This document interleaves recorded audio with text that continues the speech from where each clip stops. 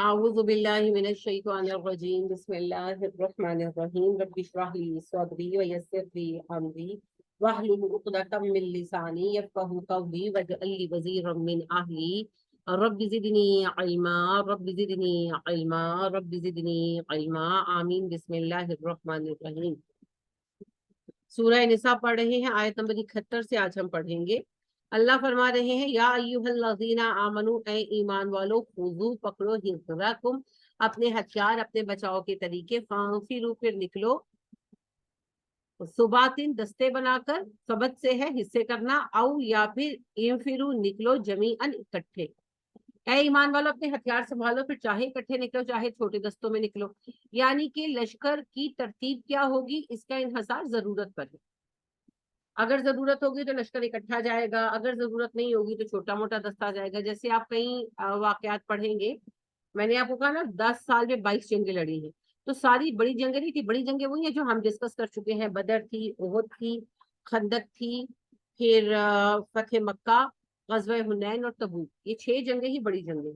تو باقی چھوٹی چھوٹی جنگیں تھیں۔ بعض جنگوں میں نبی صلی اللہ علیہ وسلم نے 15 صحابہ بھیجے، 15 صحابہ ہے، ایک لیڈر ہے، 12 صحابہ ہے، ایک لیڈر ہے۔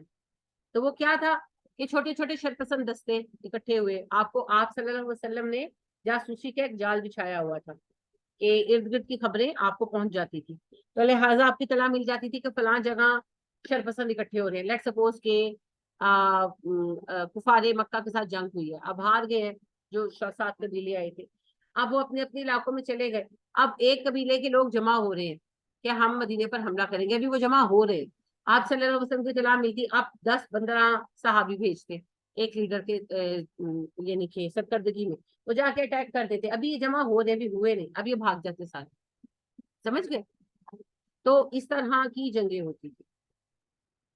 آپ صلی اللہ علیہ وسلم گشتی دستے، موبائل دستے روانہ کرتے۔ اب ظاہری بات ہے الحمدللہ ہمارا ایریا پرامن ہے۔ اگر آپ بلوچستان وغیرہ میں ہو، خدا کرے کہ وہاں بھی امن و امان ہو جائے، تو وہاں پر جب یہ لوگ اکٹھے ہو رہے ہوتے ہیں نا، تو ظاہر نہتے ہوتے ہیں تو زیادہ ہو رہے ہوتے ہیں، تو فوجی آتے ہیں نا 8-10، تو سب بھاگ جاتے ہیں کیونکہ انہیں پتا ہوتا ہے وہ مقابلہ نہیں کر سکتے۔ یہی معاملہ ہوتا۔ تو اللہ پاک نے کہا کہ یہ کوئی ایشو نہیں ہے۔ غزوہ احد میں مسلمان ہار گئے تھے نا، تو پھر اس پر بہت لے دے ہوئی، بہت بحث ہوئی۔ تو یہ اس میں سے سوالوں کے جوابات میں سے ہے کہ جنگ کی کیا ٹیکنیک ہوگی، اس کا ڈیسیژن سپاہ سالار کرے گا۔ جو جنگ لڑنے والا لشکر ہے اس کا انچارج، اور زیادہ انچارج اکیلا نہیں ہوتا، اور سالار وغیرہ ہوتے ہیں، اکٹھے ہو جاتے ہیں سارے، پھر وہ بیٹھ کر اسٹریٹجی طے کرتے ہیں کہ ہم نے کیسے لڑنا، ٹھیک ہے؟ تو وہ پھر اس کے مطابق ڈیسائیڈ کریں۔ اصل بات یہ ہے تیاری کو کرو، جو اصل بات اللہ نے بتائی وہ کیا ہے، خذو حذرکم، اپنے ہتھیار سنبھال لو، مطلب کہ اپنے آپ کو تیار کرو، تیاری ہونی چاہیے۔ ہم نے بدر کی جنگ کو نا غلط سمجھا ہوا ہے عام طور پر، تو وہ ہم اس طرح کے شعر بھی لکھتے ہیں نا کہ وہ جی خالی ہاتھ جا کر، وہ ایک نغمہ ہوا کرتا تھا، آؤ بچوں سیر کرائے تم کو پاکستان کی، ہے نا، تو وہ اس میں وہ سندھ کا کہتا ہے نا کہ ایگزیکٹ مجھے شعر بھول گیا پر کچھ اس قسم کا ہے، یہ دیکھو یہ سندھ یہاں ظالم داہر کا ٹولا تھا، یہاں محمد بن قاسم اللہ اکبر بولا تھا، ٹوٹی ہوئی تلواروں میں کیا بجلی تھی کیا شعلہ تھا، چند مومنوں کے آگے ظلمت کا لشکر ڈولا تھا۔ تو اس طرح کی باتیں بڑی پسند کی جاتی ہیں، لیکن محمد بن قاسم ٹوٹی ہوئی تلواریں لے کر حملہ کرنے بالکل نہیں آئے تھے، پورا لشکر تھا، پورا لشکر تھا۔ اور یہ بھی یاد رکھیں 2 حملے پہلے مسلمانوں کے ناکام ہوئے تھے، پہلے 2 اٹیکس کیے گئے۔ سب سے یہ واقعہ شروع اس طرح ہوا تھا کہ مالدیپ میں کچھ مسلمان فیملیز سیٹلڈ تھی، انہوں نے واپس جب جانا چاہا، اور ان میں خواتین فیملیز تھی نا، سوداگر تھے، خواتین تھی، بچے تھے، فیملیز تھی پوری، تو مالدیپ کے حاکم سے بھی ملے کیونکہ انہوں نے ظاہر رہنے کا پرمٹ شرمٹ دیا ہوا تھا، تو انہوں نے جو ہے خلیفہ کے لیے، جو اس وقت مروان بن عبد الملک تھے، ان کے لیے تحائف وغیرہ بھی دیے۔ تو سرکاری ایک سمجھ ٹرپ تھا، جہاز تھا، یہ روانہ ہوا، تو جب یہ سندھ کے قریب سے گزرا تو لوٹ لیا گیا۔ لوٹنے والے سندھ کے اپنے سپاہی تھے، راجہ طاہر کی اپنی فوج کی آدمی تھی، عورتیں انہوں نے اٹھا لی، بچے اٹھا لیے، پیسے لوٹ لیے۔ اب ظاہر ہے ساری اطلاع پہنچی حرمین، تو خلیفہ کو پہنچی، خلیفہ کی طرف سے لیٹر لکھا گیا کہ بھئی آپ ہمارے عورتوں بچوں کو آزاد کریں.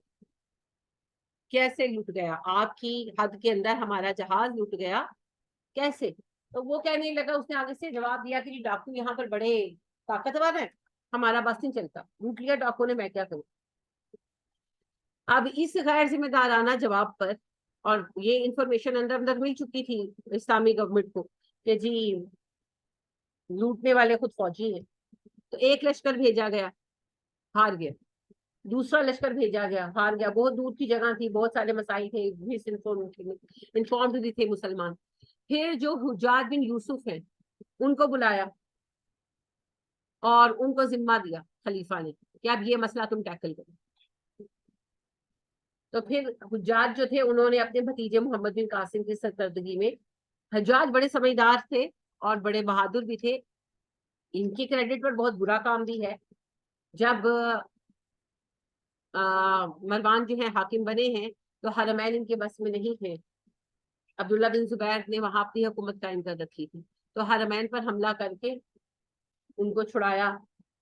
تو خانہ جنگی کا یہ الزام ان کے ساتھ بہرحال ہے. یہ بہت بڑا مسئلہ ہے، آپ ابھی شاید نہیں سمجھ پائیں گے، لیکن بہرحال ان کے کریڈٹ پر بہت اچھے اچھے کام بھی ہیں، جن میں سے ایک یہ عظیم کام بھی ہے. تو بہرحال بھی انہوں نے پوری پلاننگ کی، انفارمیشن کے مطابق محمد بن قاسم اس سرکردگی میں بھیجا، تو پورا لشکر پریپیئر ہو کر آیا تھا اور ایسی فتح نہیں مل گئی تھی، بڑی محنت سے ملی.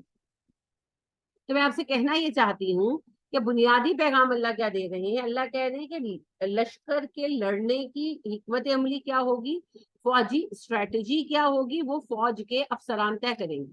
ہر جنگ کی سچویشن الگ ہوتی ہے، جنگ کا میدان کیسا ہے، جن سے جنگ لڑی جانے والی ہے وہ لوگ کیسے ہیں، جنگ کا مقصد کیا ہے، یہ سب چیزیں میٹر کرتی ہیں. موسم کیسا ہے، ہر چیز کے مطابق فیصلہ کرنا پڑتا ہے. ہر جنگ ایک جیسی نہیں ہوتی بھائی.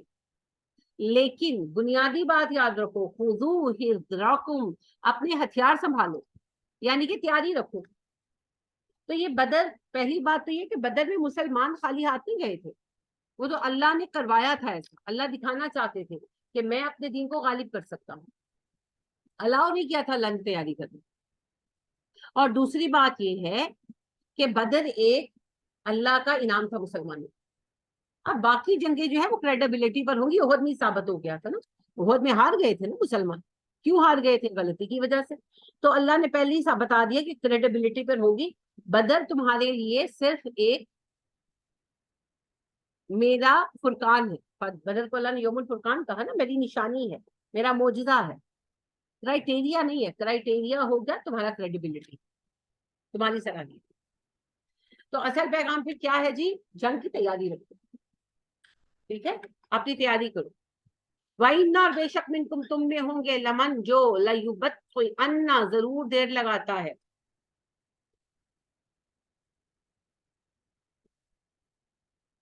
فائن، پھر اگر اصابتکم، پہنچے تمہیں مصیبت، کوئی مصیبت، تو اللہ کا کہتا ہے بے شک انعما، انعام کیا اللہ، اللہ نے علیہ مجھ پر، اس جب کہ لم ناکم، میں تھا، ماہم ساتھ ان کے، شہیدن موجود. تم میں ابھی ایک گروہ ایسا موجود ہے جو جنگ میں آنے میں دیر لگاتا ہے، یعنی کہ لشکر نکل گیا، ہم کل چلے جائیں گے، ہم پرسوں چلے جائیں گے، جاتے ہی نہیں.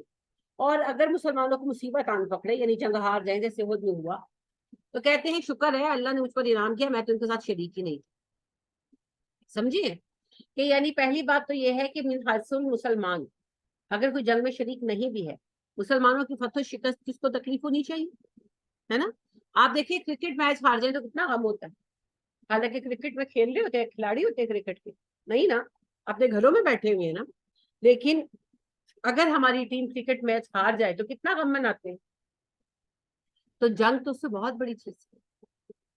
لہٰذا اگر کبھی ہماری فوج جنگ ہار جائے تو ہمیں اس کا غم اسی طرح ہونا چاہیے جس طرح ہماری اپنی ذاتی شکست، کیونکہ قوم کی ہر شکست ہماری شکست ہے، اور قوم کی ہر فتح ہماری فتح ہے.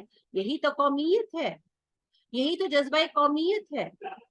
یہ جو آج ہمیں پاکستان میں مسائل ہے، میں سب سے بڑا مسئلہ یہ ہے کہ ہم ابھی تک انفرادیت میں لگے ہوئے ہیں، قومیت تک تو ہم آ نہیں سکتے. ابھی تک ہم لوگوں میں اجتماعیت پیدا نہیں ہوئی. ہم پاکستان کے لیے نہیں، صرف اپنی ذات کے لیے پریشان ہیں. تو پہلی بات تو یہ بتا دی گئی کہ ہار جانے پر انہیں قوم کی ہار کا غم نہیں ہوتا، اپنے بچ جانے کی خوشی ہوتی ہے. تو یہ تو پھر غداروں کا طریقہ ہے، منافقوں کا طریقہ. اور دوسری بات، اللہ کی راہ میں مر جانے کو یا تکلیف اٹھانے کو وہ بوجھ سمجھتے ہیں نا، تبھی تو کہہ رہے ہیں مجھ پر تو انعام ہو گیا، میں تو بچ گیا. تو کیا مطلب ہے اس کا؟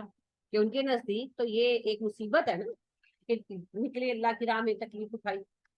تو مومن تو ایسا نہیں سوچتا، مومن تو اس کو اللہ کا فضل سمجھتا ہے. کیونکہ نبی کریم صلی اللہ علیہ وسلم نے کہا 2 پیروں کو جہنم کی آگ نہیں چھوئے گی، ایک جو اللہ کی راہ میں گرد آلود ہوا، اور دوسرا جس نے لشکر کی حفاظت میں پہرا دینے میں گرد اٹھائی. یعنی ایک جو علم کے لیے، جہاد کے لیے، دین پھیلانے کے لیے نکلا، اور دوسرا جس نے لشکر کی حفاظت میں رات جاگی. سبحان اللہ. پھر آپ نے کہا 2 آنکھیں ہیں جنہیں جہنم کی آگ پر حرام کر دیا گیا ہے، ایک جو تنہائی میں اللہ کے خوف سے روئے، اور دوسری جو اللہ کی راہ میں پہرا دیتے ہوئے جاگے. تو جو رستہ ہم اللہ کی راہ میں طے کرتے ہیں یہ تو خوش نصیبی ہے. اللہ کے دین کو ہماری ضرورت نہیں ہے بھیا، ہمیں ضرورت ہے اللہ کے دین کی. تو اگر ہم جیسے نکموں سے اللہ کوئی کام لے لیتے ہیں تو یہ اللہ کا احسان ہے ہم پر. تو مومن تو شکر ادا کرتا ہے کہ اللہ نے مجھے چنا، مجھ سے کوئی کام بھی. تو یہ پھر بات کیا ہے، یہ گروہ کون ہے پھر؟ یہ منافق.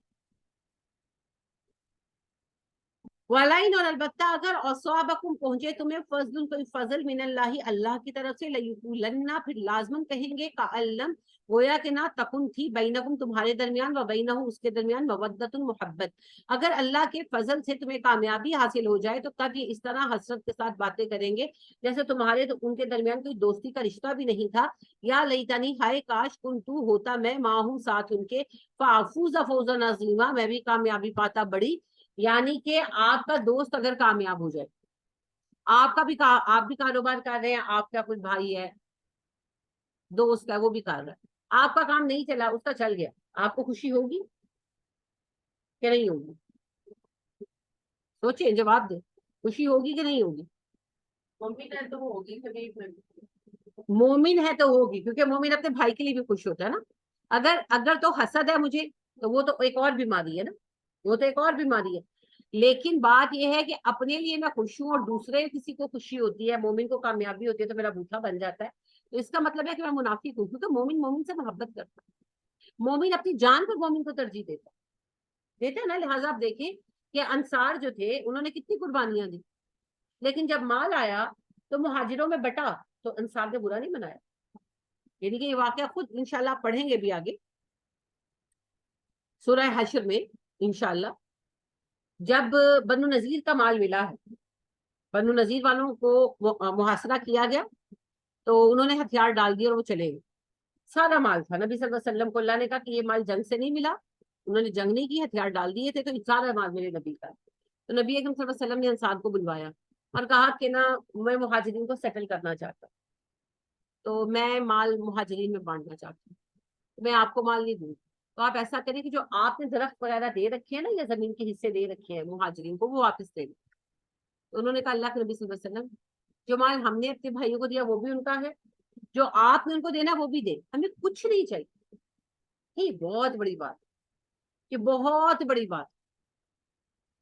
وہ یہ 5ویں سال میں بنو نذیر کا مال ملا ہے، 5 سال سے انصار ہر طرح کی قربانی دے رہے، جان کی، مال کی، ہر طرح کی. آرام سے بیٹھے ہوئے تھے، اسلام آئے تو جنگ مسلط ہوئی نا ان پر، مگر کوئی شکوہ نہیں. یہ تھے انصار. تو مومن تو پھر ایسا ہوتا ہے. پھر اللہ نے ان کی تعریف کی کہ مومن تو وہ ہیں اپنی ذات پر دوسرے مومنوں کو ترجیح دیتے ہیں اگرچہ ان کو خود بھی ضرورت ہو. یہ بات اللہ نے ان کی تعریف میں کہی، اسی بات کی کہ اللہ نے کہا یہ مومن انصار ایسے مومن ہیں کہ دوسرے مومنوں کو اپنے اوپر ترجیح دیتے ہیں اگرچہ انہیں خود بھی مال کی ضرورت ہے، کوئی خود رئیس نہیں ہے، لیکن نہیں میرے بھائی کو مل جائے، شاید میرے بھائی کی ضرورت پوری ہونی چاہیے. یہ جو فکر ہے نا، یہ مومن سے محبت رکھتا ہے. لہٰذا جس سے ہم محبت رکھتے ہیں، یعنی کہ آپ نے پڑھنا چاہا، فرض کریں آپ پڑھنا چاہتی تھی، اب ڈاکٹر بننا چاہتی تھی، اب نہیں بن سکی، کل کو آپ کی کوئی بیٹا یا بیٹی ڈاکٹر بن جاتا، آپ خوش ہوں گے کہ نہیں؟ بہت خوش ہوں گے، ہے نا. حالانکہ آپ تو نہیں بن سکے، آپ کی محبت آپ کو خوشی دیتی ہے. میں نہیں بن سکی تو کیا بات ہے, میری بیٹی تو بن گئی, میرا بیٹا تو بن گیا. تو جو محبت ہمیں اپنے خون سے ہے, اس سے بڑھ کر محبت ہمیں اپنے مومن بہن بھائیوں سے ہونی چاہیے. تو اگر ایک بندہ امت کا حصہ ہے تو امت کو کامیابی ملے گی تو خوش ہوگا کہ نہیں ہوگا؟ ہوگا. اور امت پر مشکل وقت آئے گا تو اسے تکلیف ہوگی. لیکن ایک بندہ ہے تو مسلمان, لیکن امت پر تکلیف آتی ہے تو اس سے فرق کی کوئی نہیں پڑتا, کہتے ہیں مجھے کیا, میں تو بچ گیا. اور امت کو خوشی ملتی ہے تو اس کا منہ بن جاتا ہے کہ لو یہ گیا, دیکھو بہادر بن کے آ گیا, میں گیا ہوتا تو مجھے بھی کوئی ٹائٹل شائٹل مل جاتا. ہاں, خالد کا انعام ہوا جا رہا ہے, وغیرہ وغیرہ. تو یہ پھر منافقت ہے, یہ غداری ہے, یہ دل سے مومن نہیں ہے. ٹھیک ہے, یہ بات سمجھ آ گئی. تو بات یہ ہے جی کہ مومن ہونے کے لیے امت کی خیر خواہی ضروری ہے. الدین نصیحہ, دین امت کی خیر خواہی کرے. فَلْيُقَاتِلْ, بس چاہیے کہ جنگ کریں, فی سبیل اللہ, اللہ کی راہ میں, الذین, وہ جو یشرون الحیات الدنیا بالآخرہ, جنہوں نے اپنی دنیا کی زندگی آخرت کے بدلے میں بیچ ڈالی. وہ مومن جنہوں نے اپنی دنیا کو آخرت کے لیے بیچ دیا ہے, انہیں چاہیے کہ اللہ کی راہ میں جنگ کرے. جب وقت آ جائے جنگ کرے. کیا مطلب ہے اس کا؟ ہر وقت تلوار نکال کے کھڑے رہو, سرحد پہ جا کے کھڑے ہو جو آئے گولی مار دو, نہیں, یہ مراد نہیں ہے. یہ تو اسٹوپڈ بات ہے. جب وقت آ جائے گا تو جنگ بھی کرنی پڑے گی. جب آپ دین کا کام کریں گے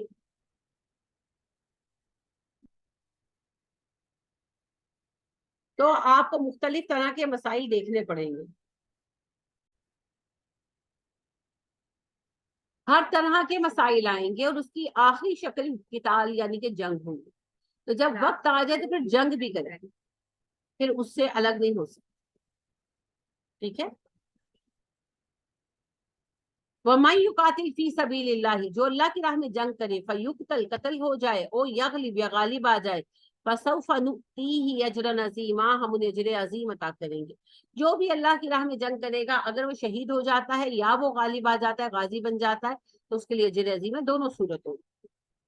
وما نہیں لکم, تمہارے لیے, وما لکم, تمہیں کیا مسئلہ ہے, لا تقاتلون, تم جنگ نہیں کرتے, فی سبیل اللہ, اللہ کی راہ میں, والمستضعفین, کمزوروں کے لیے, من الرجال, مردوں میں سے, والنساء, عورتوں میں سے, والولدان, بچوں میں سے, الذین, وہ جو یقولون, دعائیں مانگتے ہیں, ربنا اخرجنا, اے ہمارے رب نکال ہمیں, من ہذہ القریۃ, اس بستی سے, الظالم, ظالم ہے, اہلھا, اس کے رہنے والے. تمہیں کیا ہو گیا ہے, تم اللہ کی راہ میں کمزور لوگوں کی مدد کے لیے جنگ نہیں کرتے, مرد, عورتیں اور بچے جو دن رات کہتے ہیں اللہ ہمیں ظالم بستی سے نجات دے. وَاجْعَل لَنَا, بنا ہمارے لیے, من لدنک, اپنی جانب سے, ولیًّا, ہماری کی اپنی جانب سے ہمارا مددگار کھڑا کر, وَاجْعَل لَنَا مِن لَدُنکَ نَصِیرًا, اپنی طرف سے ہمیں مددگار بھیج. آج کے دور میں اس کی سب سے بڑی مثال میں کہوں گی برما والے ہیں. کس قدر بے بسی دیکھی ہے ان بیچاروں نے. کوئی گیا ان کی مدد کے لیے؟ کوئی نہیں گیا. کشمیر ہے, فلسطین ہے, شام ہے, عراق ہے, ہماری تو مسلم امت جو ہے اس کے جسم پر جگہ جگہ زخم. ہماری یہ حالت ہو کیوں گئی؟ کیونکہ ان کو پتا ہے کہ کاؤنٹر افیکٹ کوئی نہیں نا, کاؤنٹر آنسر کوئی نہیں ہے. یعنی آپ کو کوئی ایک تھپڑ مارے اور آپ ہاتھ پکڑ لیں تو پھر اگلا دوسرا مارنے سے پہلے سوچے گا نا. اور اگر آپ جن کا نا سر ڈا کے کھائی جاؤ, اگلا ماری جائے گا. یہی اصول ہے نا. تو بات یہ ہے کہ ہم نے قتال کی راہ چھوڑ دی, اللہ کی راہ میں جنگ کی راہ چھوڑ دی. کوئی کچھ بھی کہہ رہا ہے, ہم چپ کر کے سر ڈا کے بیٹھے ہوئے ہیں, بڑا زور لگاتے ہیں تو احتجاج فرما لیتے ہیں. بڑا احتجاج ہوا, عراق پر حملہ رکا نہیں رکا. تو اللہ یہی کہہ رہے ہیں کہ اگر تم کمزور افراد کی مدد کے لیے نہیں اٹھو گے تو ظلم و جبر بڑھ جائے گا نا, تو اٹھنا ہوگا. والذین کفروا, وہ جو کافر ہے, یقاتلون فی سبیل الطاغوت, وہ طاغوت کی راہ میں جنگ کرتے ہیں. آپ مجھے بتائیں عراق پر جو حملہ ہوا, کیا جرم کیا تھا عراق میں؟ شام نے کیا جرم کیا تھا؟ افغانستان نے کیا کیا تھا؟ کون سا جرم کیا تھا؟ کس وجہ سے حملے ہوئے؟ ہم نے جمہوریت نافذ کرنی ہے, بھائی کیوں کرنی ہے؟ آپ کسی کے ابا جی ہیں؟ بس اپنے ماتحت لانے کے لیے, اللہ سے سرکشی پر ان لوگوں کو آمادہ کرنے کے لیے, اسرائیل کے مقاصد پورے کرنے کے لیے, اپنی منمانی راہوں پر لانے کے لیے ان لوگوں نے جو ہے اٹیکس کیے, ذرائع کے لیے اٹیکس کیے, اپنی پالیسیز کو کامیاب کرنے کے لیے اٹیکس کیے. ان کے پاس کوئی فلاح کا مقصد تو نہیں تھا. تو اللہ کہتے ہیں کہ تم تو میری راہ میں جنگ کرو گے، یعنی کہ مسلمانوں کی حفاظت کے لیے اٹھو گے، دین کے نفاذ کے لیے اٹھو گے۔ یہ لوگ تو شیطان کا نظام قائم کرنے کے لیے جنگ کر رہے ہیں۔ جمہوریت کے لیے حملے ہوئے ہیں نا، جتنے حملے انہوں نے جمہوریت کے لیے کیے نا، جی جمہوری طرح سے حکومت نافذ کیا جائے گا عراق میں، شام میں، افغانستان میں فوجی حکومتیں چلے گی، یہی کچھ کرتے رہے نا۔ تو بات یہ جمہوریت کے نفاذ کے لیے حملہ کرنا جائز ہے، اللہ کے قانون کے نفاذ کے لیے جائز نہیں ہے۔ تو یہ ساری ان کی چالیں ہیں۔ فقاتلوا، پس جنگ کرو، اولیاء الشیطان، شیطان کے دوستوں سے، پس تم شیطان کے دوستوں کے خلاف جنگ کرو۔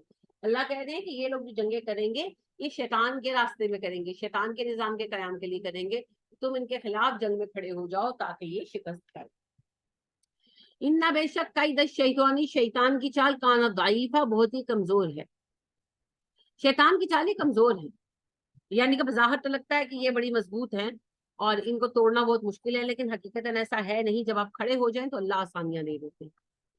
علم ترا، کیا آپ نے دیکھا، الی الذین، ان لوگوں کی طرف، کیلا جب کہا گیا، لہم ان سے، کفو روکو، ایدیکم اپنے ہاتھوں کو، واقیموا الصلاۃ نماز قائم کرو، واتوا الزکاۃ زکات دو، فلما پھر جب کتبہ فرض کیا گیا، علیہم القتال جنگ کرنا ان پر، اذا فریقون ایک گروہ ہے، منہم ان میں سے، یخشون وہ ڈرتے ہیں، الناس انسانوں سے، کخشیت اللہ جیسا اللہ سے ڈرنا چاہیے، او اشد خشیہ یا کہ اس سے بھی زیادہ۔ کیا آپ نے ان لوگوں کی طرف دیکھا جنہیں کہا گیا کہ اپنے ہاتھوں کو روکو اور نماز قائم کرو اور زکات ادا کرو، ابھی جنگ کی اجازت نہیں ہے تو انہوں نے اعتراضات کیے، پھر جب ان پر جنگ فرض کر دی گئی تو آج انسانوں کا ایک گروہ ایسا ہے جو انسانوں سے اس طرح ڈرتا ہے جس طرح اللہ سے ڈرنا چاہیے، بلکہ اللہ سے بھی زیادہ ڈرتا ہے۔ جب آغاز میں مسلمان مدینہ آئے تو جنگ کی اجازت صحابہ نے مانگی، اللہ نے منع کر دیا، دو ہجری میں جا کے اجازت دی۔ تو اس وقت منافق بڑا کہتے تھے کہ لوگ جنگ کی اجازت نہیں ملتی، پھر جنگ کی اجازت ملی نہیں، جنگ فرض ہو گئی، ٹھیک ہے۔ اب جان نکل گئی، اللہ کہتے ہیں، اب وہ کہتے ہیں، قالو، وہ کہتے ہیں، ربنا لما كتبت علينا القتال، اللہ تم نے ہم پر جنگ کرنا فرض کیوں کر دیا، لولا اخرتنا الى اجل قریب، تو ہمیں تھوڑے عرصے کی مہلت دے دیتا،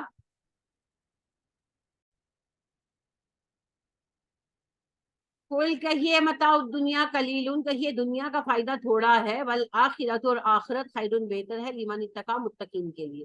اچھا، بنیادی بات کیا سمجھائی گئی ہے یہاں پر، جن کو اعتراض کرنا ہے ہر حال میں کرنا ہے۔ جب اللہ پاک نے یہ کہا کہ ابھی جنگ نہیں کرنی، ابھی صبر سے کام لو، تو ان کو اعتراض ہے جنگ کی اجازت کیوں نہیں مل رہی، اور جب جنگ کا حکم آ گیا تو منافقوں کو اب تکلیف کیا تھی، جو جنگ فرض ہو گئی، یہ تو بڑا مشکل ہے۔ مومن دونوں حالتوں میں صابر و شاکر تھے، جب اللہ پاک نے کہا تھا جنگ نہیں کرنی،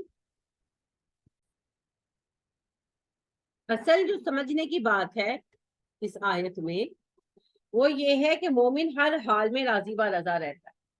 جب اللہ پاک نے یہ حکم دیا کہ صبر کرنا ہے، بہت مشکل تھا، یعنی وہ نبی کریم صلی اللہ علیہ وسلم تھے، ان کو یہ حکم تھا کہ آپ نے ریاکٹ نہیں کرنا۔ تو جیسے آپ کا گریبان تھام لیا، آپ کو گالیاں دے رہے ہیں، آپ کو بدتمیزی کر رہے ہیں مکہ میں، آپ چپ ہیں، آپ اپنا ہاتھ نہیں موو کر رہے۔ آپ صلی اللہ علیہ وسلم بزدل تو نہیں، کمزور بھی نہیں تھے، آپ کا ایک ہی تو شوق تھا، یعنی کہ آپ پہلوان تھے، پہلوانی کرتے تھے آپ، تو آپ صلی اللہ علیہ وسلم طاقتور آدمی تھے اور بہادر تو بہت زیادہ تھے۔ تو آپ دیکھیں ایک جوان آدمی جو بہادر بھی ہے، طاقتور بھی ہے، اس کو ایک دوسرا بندہ بغیر کسی سبب کے گریبان پکڑ کے برا بھلا کہی جا رہا ہے، ماری جا رہا ہے، اور وہ ہاتھ بھی نہیں اٹھا رہا، کتنا صبر چاہیے، کتنی برداشت چاہیے، کچھ نہیں کہتا، اللہ کا حکم نہیں ہے، کچھ نہیں کہنا، چپ رہنے۔ تو صحابہ نے اس پر بھی صبر کیا، بہت صبر کیا، بہت صبر کیا، کسی غلط بات کا پلٹ کر جواب نہیں دینا، کسی غلط حرکت کا پلٹ کر جواب نہیں دینا، صرف اپنی جان کی حفاظت کرنی ہے، اپنے آپ کو بچانا ہے، باقی کچھ نہیں کرنا تم نے۔ تو بس ایک چپ تھی، اور یہ چپ بڑی مشکل تھی۔ جنگ کے دوران نہیں، مکہ میں منع تھا نا کہ جنگ بھی نہیں کرنی، اور مدافعت اپنی جان بچانے کی حد تک تو کرنی ہے، لیکن پلٹ کر جواب نہیں دینا، وہ گالیاں دیں، وہ جو بھی کہیں، آپ نے پلٹ کر جواب نہیں دینا، نہیں دینا، صبر سے کام لینا۔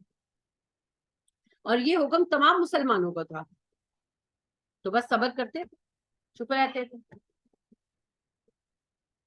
اور ظاہر ہے یہ بہت مشکل ہے، یہ آسان نہیں ہے، جنگ سے زیادہ مشکل ہے یہ سب کرتے تھے۔ پھر جب مدینہ آئے تو پہلے سال تو جنگ کی اجازت نہیں ہوئی، دوسرے سال بھی اجازت نہیں، حکم آ گیا اب جنگ کرو، اب کرنی پڑے گی تمہیں جنگ، اب جنگ بھی مشکل ہے۔ اب مومن اس پہ بھی راضی تھے الحمدللہ ثم الحمدللہ، لیکن جو منافق تھے ان کو پہلے یہ اعتراض تھا اسلام پر، لو جی اللہ اور رسول کو ہماری تکلیف کا احساس ہے کوئی، ہمیں قتل کر دیتے ہیں، ہم پر ظلم کرتے ہیں، ہم جواب ہی نہیں دے سکتے۔ اور جب حکم آ گیا کہ اب پکڑو ہاتھ ان کا، اب روکو ظلم کو، مقابلہ کرو، جنگ کرنی پڑے جنگ کرو، اب کہنے لگے لو اب جنگیں کریں ہم، پہلے ہم ویسے مارے جا رہے تھے اب ہم ایسے مارے جائیں۔ تو اصل بات کیا ہے، جس نے اعتراض کرنا اس نے ہر حال میں کرنا، جس نے اطاعت کرنی اس نے بھی ہر حال میں کرنا۔ تو مومن ہر حال میں راضی برضا تھے، اور منافق جو تھے انہیں ہر حال میں تکلیف تھی۔ تو آپ نے دیکھا ہوگا نا گھر میں بھی ایک آدھ بندہ ایسا ہوتا ہے کچھ بھی کر لو اس کا موڈ ہی خراب کرتا ہے۔ ایک لطیفہ بھی ہے کہ ایک خاتون جو ہے نا وہ شوہر کے لیے آملیٹ بناتی ہے، تو وہ کہتے ہیں کہ تم نے میں نے آج فرائی لا کر میں آملیٹ کیوں بناتی، وہ اگلے دن فرائی بنا دیتی ہے، وہ کہتے ہیں آج میں نے آملیٹ کھانا تھا، اگلے دن وہ فرائی اور آملیٹ دونوں بنا دیتی ہے۔ تو کچھ دیر دیکھتا رہتا ہے، پھر کہتا ہے جس کا تم نے آملیٹ بنانا تھا اس کو فرائی کر دیا، جس کو فرائی کرنا تھا اس کو تم نے آملیٹ بنا دیا۔ یہ منافقت ہے، دوسروں کو تنگ کرنا، تکلیف دینا، انہوں نے ہر حال میں بات کرتے رہنا۔ اگر آپ رو رہے ہیں تو کہنا رو کیوں رہے ہو، ہنس رہے ہو تو کہنا ہنس کیوں رہے ہو، چپ کر کے بیٹھے تو چپ کیوں بیٹھے ہو، کسی حال میں چھوڑنے کی جان نہیں چھوڑنی۔ تو یہ رویے یہ منافقت والے رویے، یہ مومن کا رویہ نہیں ہے، مومن کسی کو تنگ نہیں کرتا۔ اگر کوئی پریشان ہے اس کا دل بڑھاتا ہے، کوئی رو رہا سے چھپ کر آتا ہے، کوئی ہنس رہا سے دعا دیتا ہے کہ خوش رہو، ہنستے رہو، آباد رہو۔ تو یہ فرق بتایا جا رہا ہے۔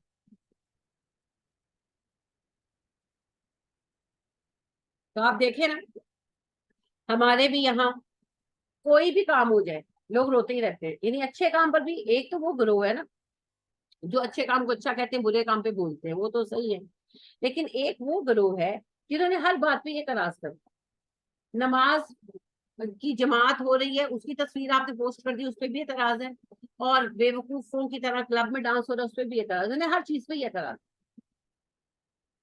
تو ایسے لوگوں سے پھر ہمیں بس دامن تھوڑا بچا کے رکھنا۔ تو اللہ فرماتے ہیں جب ان پر ہم نے جنگ کا حکم فرض کر دیا ہے تو وہ کہتے ہیں اللہ تو نے ہم پر جنگ کا حکم کیوں مسلط کر دیا، کیوں ہم پر فرض کر دی جنگ، لولا اخرتنا الی اجل قریب، ہمیں تھوڑا سا مہلت کیوں نہیں دی، یہ تھوڑا اور ٹھہر کر آتا۔ حالانکہ جب نہیں آ رہا تھا جنگ کا حکم، جنگ کی اجازت نہیں آ رہی تھی، اعتراض بھی نہیں ہوتا، اور جب حکم آ گیا تو بھی اعتراض نہیں ہوتا۔ تو اللہ فرما رہے ہیں آپ کہہ دیجیے نبی صلی اللہ علیہ وسلم دنیا کا سامان تو تھوڑے عرصے کا ہے، آخرت ہے متقین کی بہترین، یعنی کہ دنیا کی لالچ میں بیٹھے ہوئے مرنا تو ہے، جنگ ہو یا نہ ہو، جب مرنے کا وقت آنا ہے مر جانا ہے نا۔ آپ دیکھیے اچھے خاصے بزرگ لوگ، بہت بزرگ، یعنی کہ 80 80 85 سال، ان بیچاروں کو بات بھی یاد نہیں رہتی، اپنی اولادیں بھی یاد نہیں، وہ زندہ بیٹھے ہوئے، اور 15 20 سال کے جوان بچے مر جاتے۔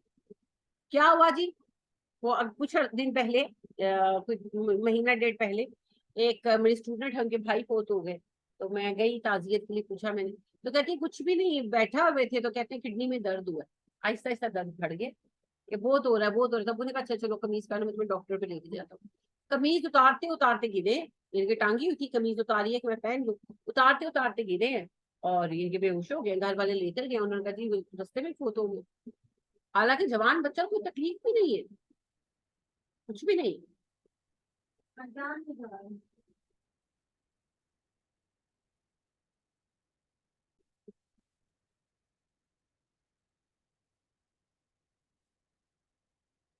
تو زندگی اسی طرح سے ہے، جب موت کا وقت آتا ہے گھروں میں بیٹھے ہوئے مر جاتے ہیں نا۔ آپ کی فیملی میں بھی کوئی نہ کوئی ایسا ہوگا فوج میں رہے ہیں، محاذ پہ بھی لڑے ہیں، تو زندہ سلامت ہے ابھی تک ماشاءاللہ۔ اور کئی ایسے آپ نے کیس سنے ہوں گے، بچپن میں تو ہماری یہ چیز بہت ہوتی تھی، اب تو وہ کافی پابندی لگ گئی، لوگوں میں بھی شعور آ گیا، شادیوں پر ہوائی فائرنگ کرتے تھے ہے نا، تو اکثر حادثے ہو جاتے تھے کہ جی وہ بارات دیکھنے کے لیے چھٹی اور آ کے گولی لگ گئی، لڑکی لڑکا مر گئے، نارمل باتیں تھی۔ بلکہ ایک دفعہ تو مجھے یاد ہے کیس ہوا تھا کہ ہوائی فائرنگ میں دلہن کو بیچاری کو گولی لگ گئی، وہ مر گئی، اب وہ کون سے محاذ پہ لڑنے گئی ہوئی تھی، تو جب کچھ ہونا ہوتا ہے آؤٹ آف دا وے ہو جاتی، جب نہیں ہونا ہو تو کچھ نہیں ہوتا. ابھی 6 ماہ پہلے، اب تو خیر وہ بچہ شکر ہے وہ ٹھیک ہے، لیکن اس نے بڑا سفر کیا. ینگ بچہ تھا 19-20 سال کا، اور میری اسٹوڈنٹ ہیں کوثر آپا، ان کے جیٹھ کا بیٹا تھا. تو ساری فیملی اکٹھی ہوئی تھی، تو بچے کرکٹ کھیل رہے تھے اور نارمل کبھی کوئی تکلیف نہیں ہوئی. کرکٹ کھیلتے کھیلتے وہ گرا اور بے ہوش ہو گئے. ہاسپٹل لے کر گئے تو انہوں نے کہا کہ اس کے دل کے اوپر ایک گلٹی ہے، کیا کہتے ہیں گلٹی کو، ٹیومر، دل کے اوپر ٹیومر ہے. اب پتا نہیں ٹیومر کینسرس ہے کہ نہیں. اور اس بچے کو کبھی کوئی تکلیف نہیں، ایک ہوتا ہے نا کہ کبھی کوئی سانس چڑھا ہو، کچھ ہوا ہو. پھر وہ انہوں نے کہا یہ تو اوپن سرجری ہوگی، آپ ٹیومر ریموو کریں گے پہلے، پھر ٹیومر بھیجیں گے، پھر پتا چلے. تو پھر وہ دیکھیں کھڑے کھڑے وہ جو ہے وہ پھر اوپن ہارٹ سرجری انہوں نے کر کے وہ ٹیومر ریموو کیا، پھر ٹیومر بھیجا. ٹیومر تو خیر ریموو فوراً ہی ہو گیا تھا، سکسیسفل تھی. لیکن آپ دیکھیں نا پورا بائی پاس والا وہ تقریباً انہوں نے سینہ کھول کے اس کا وہ کیا، تو سارا کچھ جو ہے اس کے ٹانکے اور یہ وہ سب الگ. اور دوسرا جو ہے پھر 1.5 مہینے بعد رپورٹ ہوئی، 1.5 مہینہ سب ٹنگے رہے. تو شکر ہے اللہ کو کینسرس نہیں تھا الحمدللہ. لیکن آپ دیکھیں کھڑے کھلوتے جس کو کہتے ہیں بے وجہ. تو جب تکلیف آنی ہوتی ہے تو بس ایسے آ جاتی ہے. اور جب اللہ کا حکم نہیں ہے تو دیکھیے سیاچن گلیشیئر پر بھی جو گئے تھے نا، پہلا جو گیا تھا ہمارا لارڈ فوجیوں کا، اور تیاری نہیں تھی سیاچن پر لڑنے کی، ویسے لباس نہیں تھے، کچھ نہیں تھا، خیمے نہیں تھے، تب وہ بھی ان میں سے بھی زندہ بچ کر واپس آئے. تو یہ پھر اللہ کا فضل ہے. لہٰذا خالد بن ولید رضی اللہ تعالیٰ عنہ آخر دنوں میں بہت روتے تھے. تو ان کے دوستوں ساتھیوں وغیرہ نے کہا کہ خالد اتنا کیوں روتے؟ تو کہنے لگے کہ میں اللہ کی قسم، اکرمہ بہت دوست تھے ان کے قریبی، تو کہنے لگے اکرمہ اللہ کی قسم اس لیے نہیں روتا کہ مر رہا ہوں، اس لیے روتا ہوں کہ عورتوں کی طرح بستر پہ مر رہا ہوں. اور یعنی ان کے یہ جملہ انہوں نے ریپیٹڈلی یہ بات کہی اپنے دوست سے نا، کہ بہت غمزدہ ہوتے تھے تو کہتے تھے یہ بات. تو کہتے تھے کہ سر سے پیر تک میرا جسم دیکھو، تمہیں کوئی جسم کا حصہ نہیں ملے گا جس پر زخم کا نشان نہ ہو. کہ میں اتنا زخمی ہوا ہوں جنگوں میں بات، لیکن مجھے میدان میں موت نہیں ہے. تو جو موت کے غم سے جنگ میں جانے سے ڈرتے ہیں انہیں بلاؤ، انہیں کو مجھے دیکھے. ان کو غم تھا کہ مجھے میدان میں شہادت نہیں ملی، میں بستر پہ مار رہا ہوں. اللہ کا حکم، اللہ کی مرضی. اور دیکھیں وہ جو تھے، نام ان کا تھوڑا سا الگ ہے، میں نے اس دن بھی بتایا تھا، ابھی بھی میرے ذہن میں ہے. قبیلہ اوس سے جو تھے اور آخر میں مسلمان ہوئے تھے. قبیلہ اوس سارا اکٹھا مسلمان ہوا الحمدللہ. یہ ایک صاحب تھے مسلمان ہوئے، احد کی جنگ کے وقت مسلمان ہوئے. لشکر احد کے لیے نکل رہا تھا، یہ آئے اور مسلمان ہوئے. مسیرم رضی اللہ تعالیٰ، مسیرم رضی اللہ تعالیٰ مسلمان ہوئے. لشکر نکل رہا تھا، لشکر کے ساتھ نکلے. ابھی پڑاؤ نہیں کیا تھا پہلا. نبی صلی اللہ علیہ وسلم نے کہا کہ یہاں سٹے کریں گے اور یہاں نماز پڑھیں گے. ان کے قبول اسلام کے بعد پہلی نماز سے ظہر. تو ابھی پڑاؤ کرنے کے لیے اونٹ روک رہے تھے، تو اونٹ کو ٹھوکر لگی، یہ سر کے بل گرے، ان کی گردن کی ہڈی ٹوٹ گئی، شہید ہو گئے.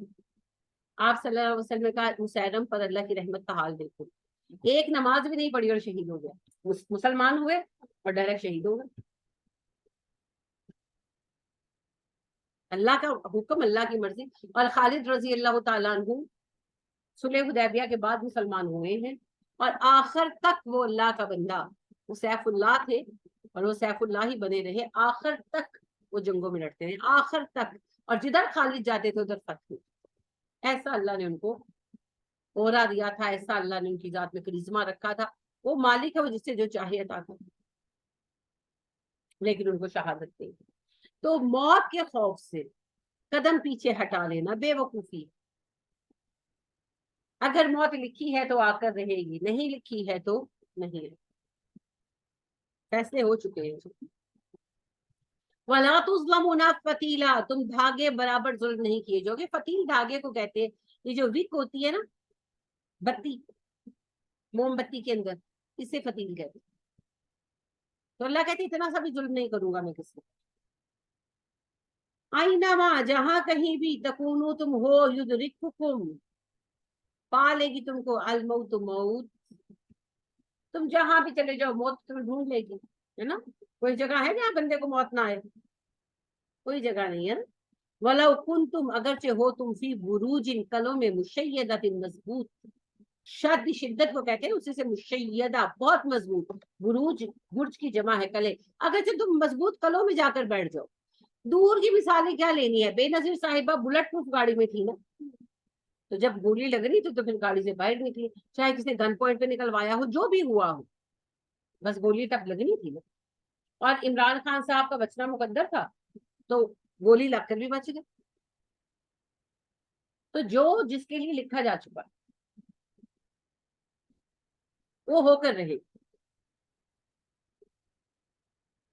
لہٰذا اللہ کہتے ہیں موت کا خوف مت رکھو، اگر تمہارے مرنے کا وقت آ گیا تو موت پہنچ کر رہے گی، اگر جو تم کسی کلے میں چلے جاؤ، اور اگر موت نہیں آئی تو نہیں ہے، نہیں ہے، جتنی زندگی ہے پوری کریں گے، کوئی جان نہیں لے سکتا جی کسی، اس کا حکم ہو تو الگ بات۔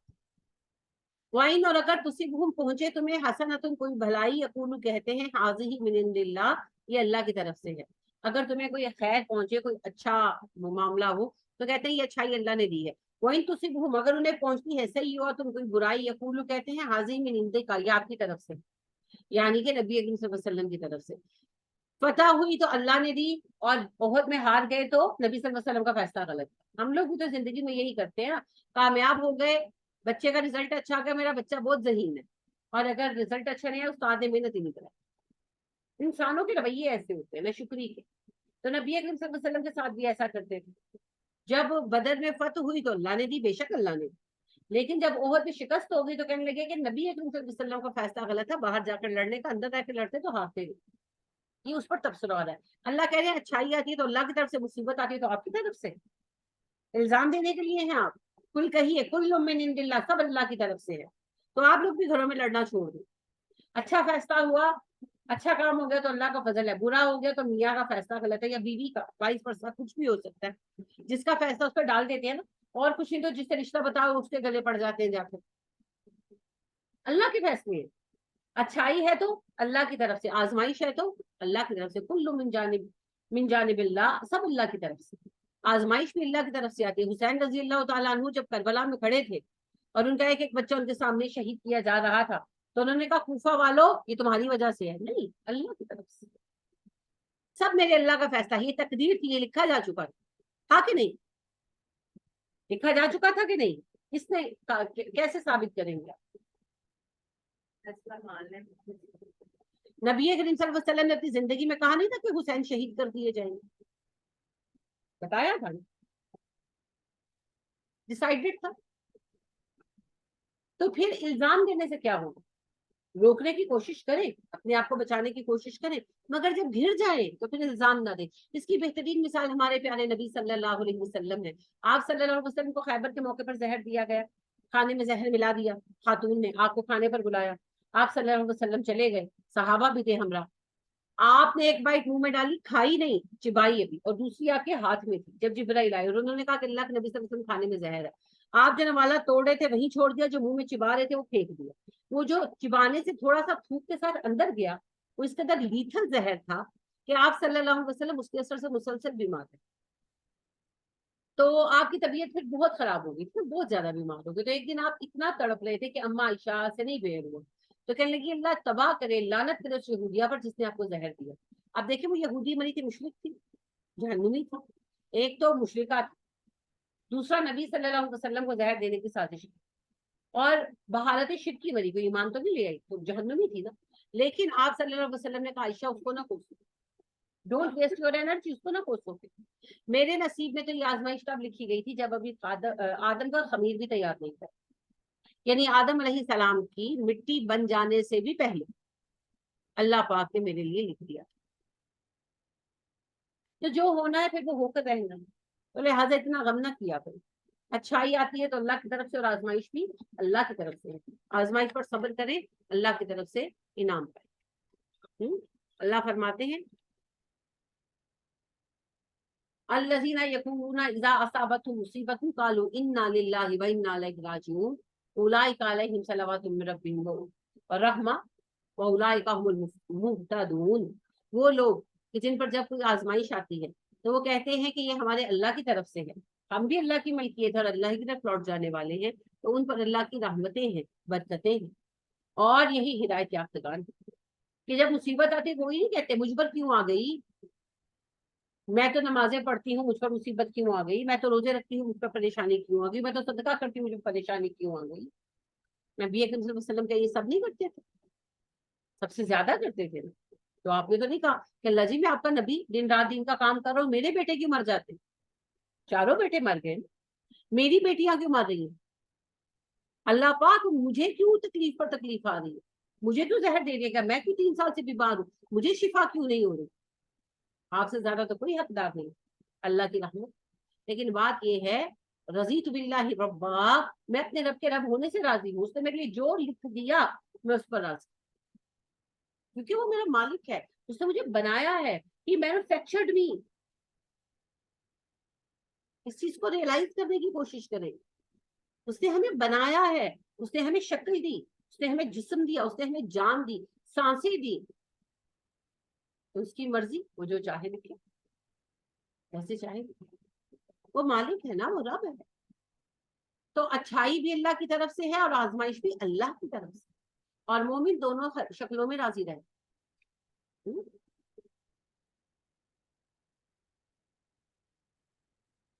کمالی کیا حال ہوگا ہا اولائی اس وقت القومی قوم کا، لا یکادونا نہیں وہ قریب ہوتے، یفقہونا کہ وہ سمجھے، حدیثاً کوئی بات، ان لوگوں کو ہو کیا گیا ہے، یہ کوئی بات سمجھنے کے لائق نہیں ہے۔ منافق جب مسلمان عہد میں ہار گئے تو بہت باتیں بنائی نا نبی صلی اللہ علیہ وسلم پر، ان کی باتیں کیا تھی ان کی، لوگ یہ اللہ کے رسول ہے تو جنگ کیوں ہار گئے، لو اللہ کے رسول ان کے درمیان ہے تو یہ جنگ کیوں ہار گئے، لو یہ حق پر ہے تو جنگ کیوں ہار گئے، اس طرح کی باتیں۔ اب یہ باتیں پریشان تو کرتی ہیں، تو دلوں پر غم تو آ رہا تھا صحابہ، تو اللہ نے کہا کہ یہ جاہل ہیں، یہ بات سمجھنے کے قابل نہیں، تو تم لوگ ان کا غم نہ کرو، جاہلانہ باتوں کا کوئی غم نہیں آپ وہ نہیں کر سکتے، تدارک یعنی کہ کسی نے بات کرنی ہے تو آپ اس کو کچھ نہیں کر سکتے، ہے نا۔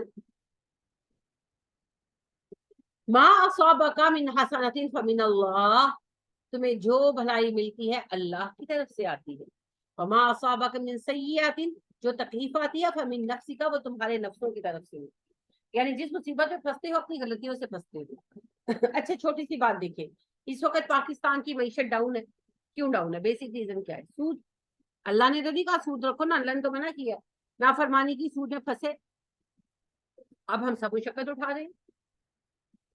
تو بات یہ ہے کہ انڈیویجول ہو، انفرادی ہو یا اجتماعی، جب بھی مصیبت آتی ہے کہیں نہ کہیں ہم اس میں اپنی غلطیوں ہی کی وجہ سے مبتلا ہو، پھر بھی اللہ ہمیں بچا لیتے، پھر بھی ہم استغفار کرتے ہیں، وہ ہم پہ پردہ ڈال دیتے، ہے نا۔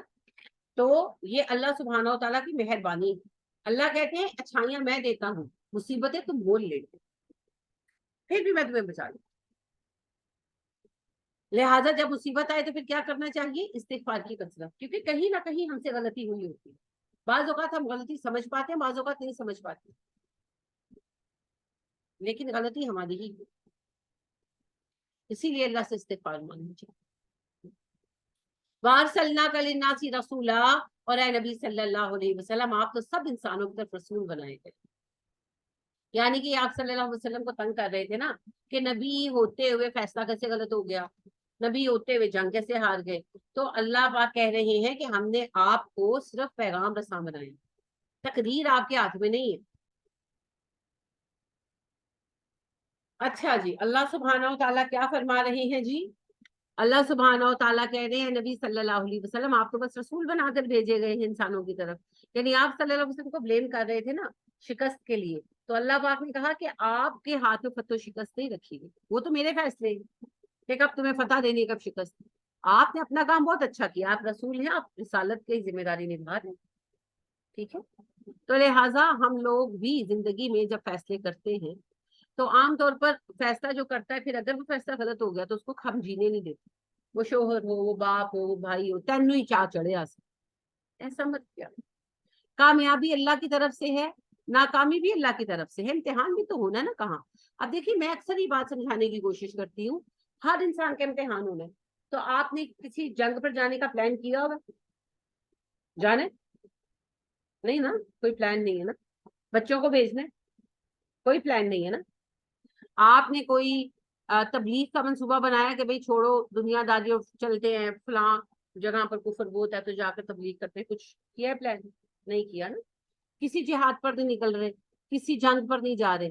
لیکن امتحان تو ہونا تو پھر کہاں پر ہوگا؟ گھروں میں ہی ہوگا نا. تو گھر میں کون پائے جاتے ہیں؟ انسان، رشتے دار. یعنی جنگ پر جائیں گے تو پھر تو دشمن سے امتحان ہو جائے گا نا. جہاد پر جائیں گے تب بھی مد مقابل کے ساتھ. اب جب گھر میں بیٹھے ہیں تو پھر کون بیٹھا ہوا ہے؟ بہن بھائی، میاں بیوی، بچے، ماں باپ. تو ظاہر ہے پھر رشتوں سے ہی ہماری آزمائش ہوگی. پھر رشتے ستائیں گے، تنگ کریں گے. پھر اپنوں سے ہم آزمائے جائیں گے. کوئی بات نہیں، آزمائے جائیں. اسی آزمائش کا نام زندگی. کہیں سے تو آزمائش ہوگی نا. تو رشتوں سے آزمائش ہوتی ہے تو کوئی بات نہیں، ہو جائے. بس ثابت قدم. ٹھیک ہے، صبر کرے. ہاں صبر کرے اور حسن سلوک. صبر جمیل، صرف صبر نہیں، صبر جمیل. سب سے بڑی مثال نبی اکرم صلی اللہ علیہ وسلم تو خیر ہماری مثال ہے ہی ہے، لیکن خاص اس معاملے میں جس ایک ایگزامپل کو اللہ نے بیان کیا ہے وہ ہے یعقوب علیہ السلام.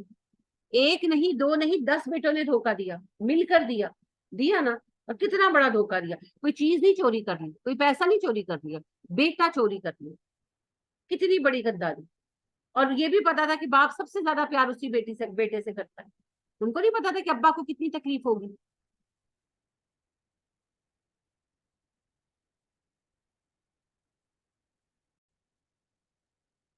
اب یعقوب علیہ السلام کو کتنا غم ہوا. اور آپ دیکھیں کہ حضرت یعقوب علیہ السلام ان کے سامنے اپنے بیٹے کے لیے روتے تھے. روتے تھے نا. کتنا روتے تھے کہ نابینا ہو گئے تھے. اب شرمندگی تھی، بے حسی تھی، سب کچھ مکس تھا.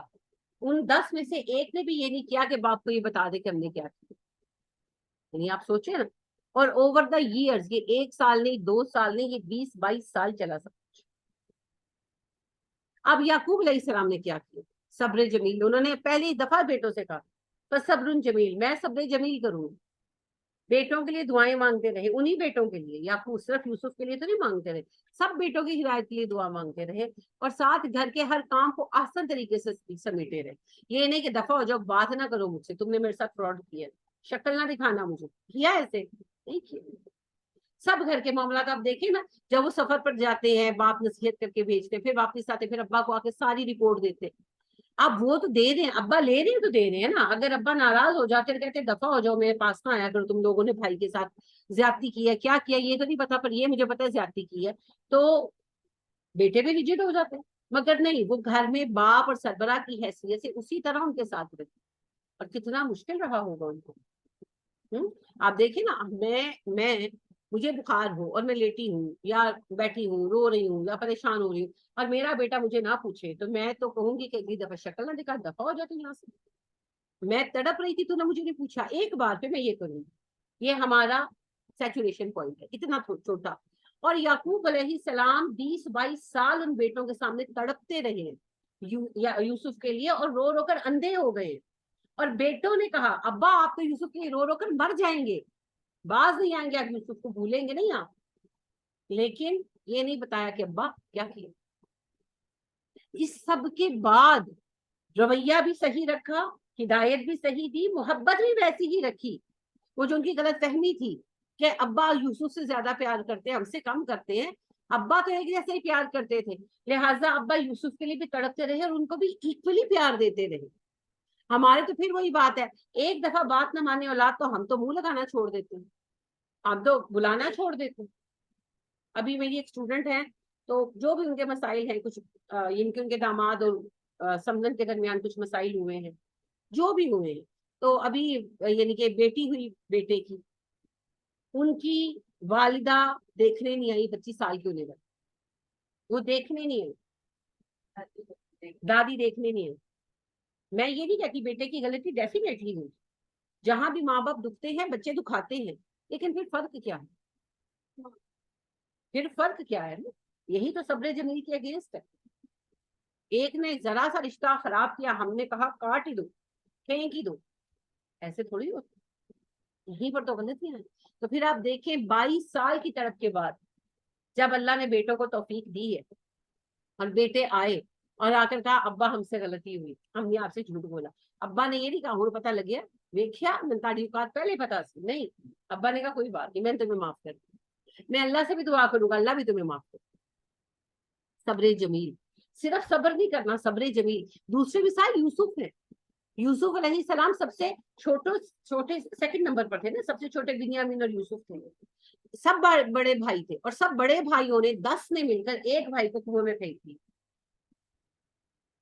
اب آپ دیکھیں کتنا ظلم ہے. پھر وہ بیچارے بکے, کہاں گئے, کیا گزری, پتہ ہی آپ کو, موٹی موٹی باتیں پتہ ہے. 10 سال تقریباً وہ قید خانے میں رہے. کون ذمہ دار تھا؟ بھائی ذمہ دار تھے نا. غلام بن کر بکے. جو کچھ بھی ہے آزاد آزاد ہے, غلام غلام.